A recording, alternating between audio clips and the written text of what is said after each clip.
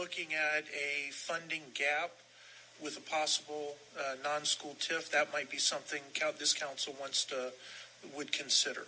But as we were talking, I just thought of that. Thank you, Mayor. Yes, Mr. Morgan. Thank you, Mayor. I think Mr. Lyons makes an excellent point. I would even go so far as to say all of the discretionary funding we're offering to the schools at this point, I would support holding that. So that is at the point where Mr. Morgan makes a proposal to withhold the funding given to the schools because they're not coming to the table. There have been scheduling conflicts, but it's not the entire school board's fault. And I'm not defending the school board.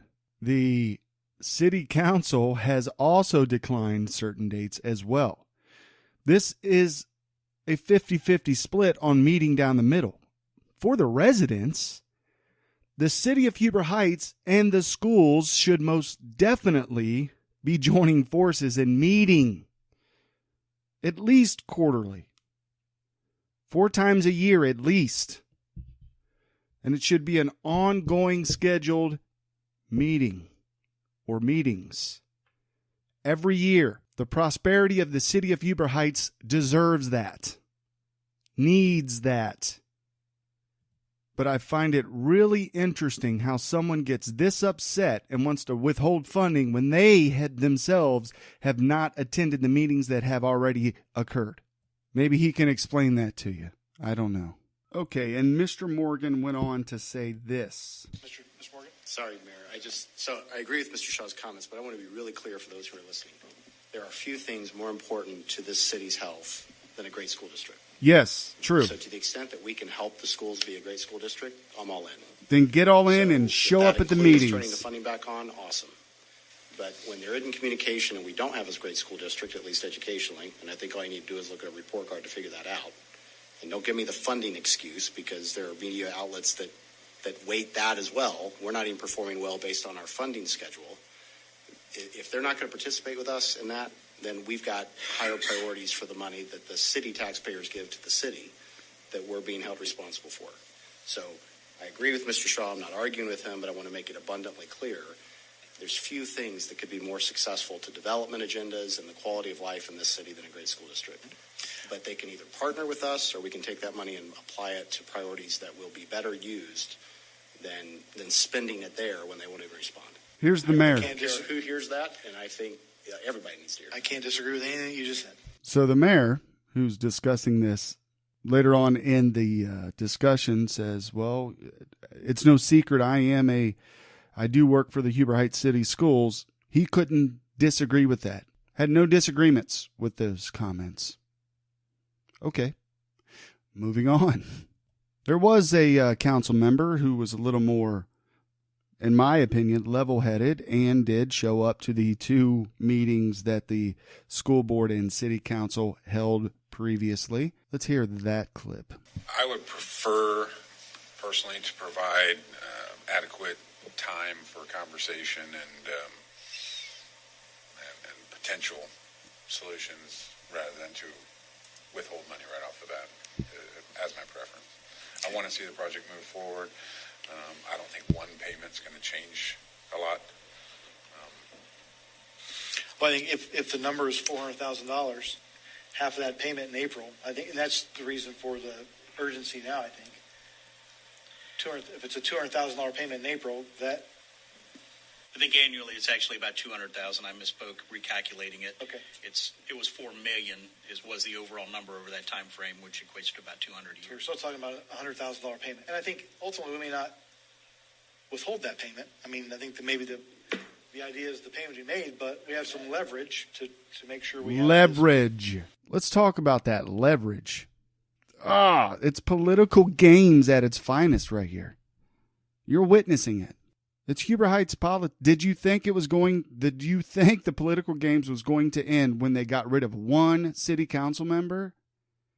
Now that, you got a social media policy now, so, everybody's going to be quiet there. Come on. We have to wake up to this. You have to understand that, look, I know you guys want those roads repaired.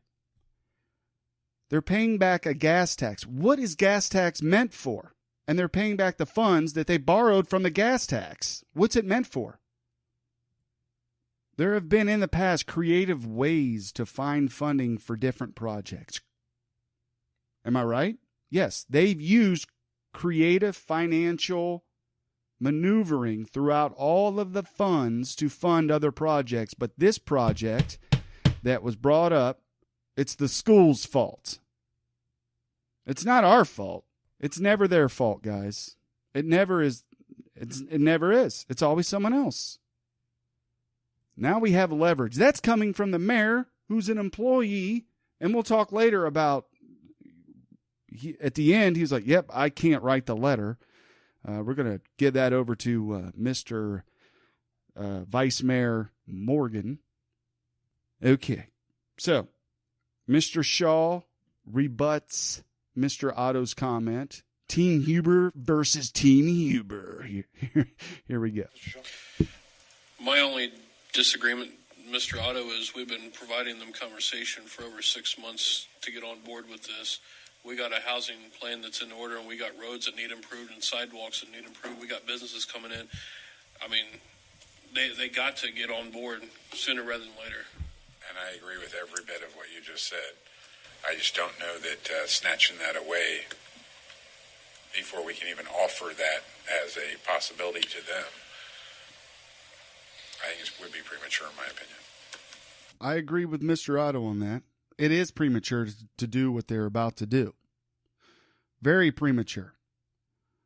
Saying that they've been going for 6 months, and, you know, this conversation has been, you know, we've been trying, we've been there, and we're there for them, and they're just ducking us left, right, and center. They have already told you no.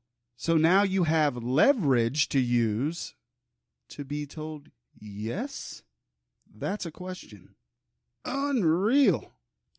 Anybody ever watch Ed Bassmaster? He's a comedian. Like a social media kind of comedian. Unreal. Okay, Mr. Lyons has an idea. Mr. Lyons. On Monday's council meeting, would we also be able to put legislation forth to start the non-school TIF and get that process working? I think if that's part of the other information that I actually talked about moving that to another work session, but if we could have that information available prior to the meeting, then I don't have any issues with that. If that's what council wishes to do, if we have the information back from Jerry that we can change that horse midstream, I'm okay with that. And Rob, Jerry, if we have two pieces of legislation, one to move forward with the non-school TIF, and then one to withhold payment for the pilot, as you discussed, they probably could be combined. It may not be the best practice, suspending a previous resolution temporarily for this council. Probably. No, it's not good practice. Each month, as Mr. Morgan suggested. I don't want to speak for Mr. Morgan, but I'd be fine with that as well. Do you think you can have those both pieces of legislation ready? I'd have to check, in all honesty, for the TIF resolution. I think that we can begin the process, which is in the form of notification. I'm not sure that the actual legislative requirements... Would you still need to have legislation from this council directing you forward on that particular action first, or would that come at a later date? Yeah, the TIF process itself can begin, and I believe we can have what we need to begin that process by Monday. It involves public hearing and some other things that would need to be scheduled afterwards. But yeah, I believe there's a 14-day requirement notification, and I think we can do that through resolution and then follow up with the actual establishment of the TIF by ordinance. So in short answer, yes, I believe we can get it put together if council wishes. That was Mr. Lyons. I'm fine with it. Pull their money. Let's get that non-school TIF, that same non-school TIF that was talked about in 2017 by the former mayor, Tom McMasters, who was denied and told, hey, you just work. Are you working for the school board or are you working for the city of Huber Heights? What's your, yeah. There's a Courier article. Google it. TIF District, Tom McMasters. Type it in Courier, Google that, and read it. It's from 2017. Anyway, the next clip we're going to play is Mr. Mark Campbell. He's your Ward 5 representative, and he discusses the history of where this money comes from. And I think this is very important. One thing to note, Mr. Campbell's a very, very experienced, smart person on city council, and I think that is appreciated by a lot of folks. He's good at these question statements. Mr. Campbell? Mr. Schomer, Yes. could you update us on what this $200,000 is, how it came to be, and some of the background? What is it for? Why are we providing it to the schools? Yes, when the and it's somewhat explained in the resolution, and I don't have it pulled up in front of me, but when the water utility was purchased by the city and became a non-private or a public entity, a private entity would pay tangible property and real estate taxes on that. Well, with being the city owned, all of those taxes would go away. So the city at the time pledged to maintain a pilot payment in lieu of that original tax amount to the schools so that they wouldn't lose the benefit of that tax.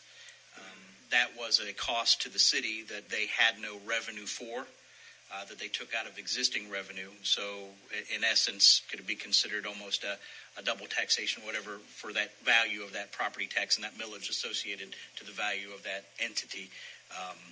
So that's what it was for, and it has just been maintained. It refers to an agreement as the resolution, but there is no agreement. It appears that the only document is truly just the resolution that the city imposed upon itself. When we looked at this before, we could not find any requirements. There's no requirements in the state law or anything like that that require that. It really was just a conscious. Is a resolution city law? By the city in 1996, I believe, to take that on. So it was the taxes that the privately held water company was paying to the schools.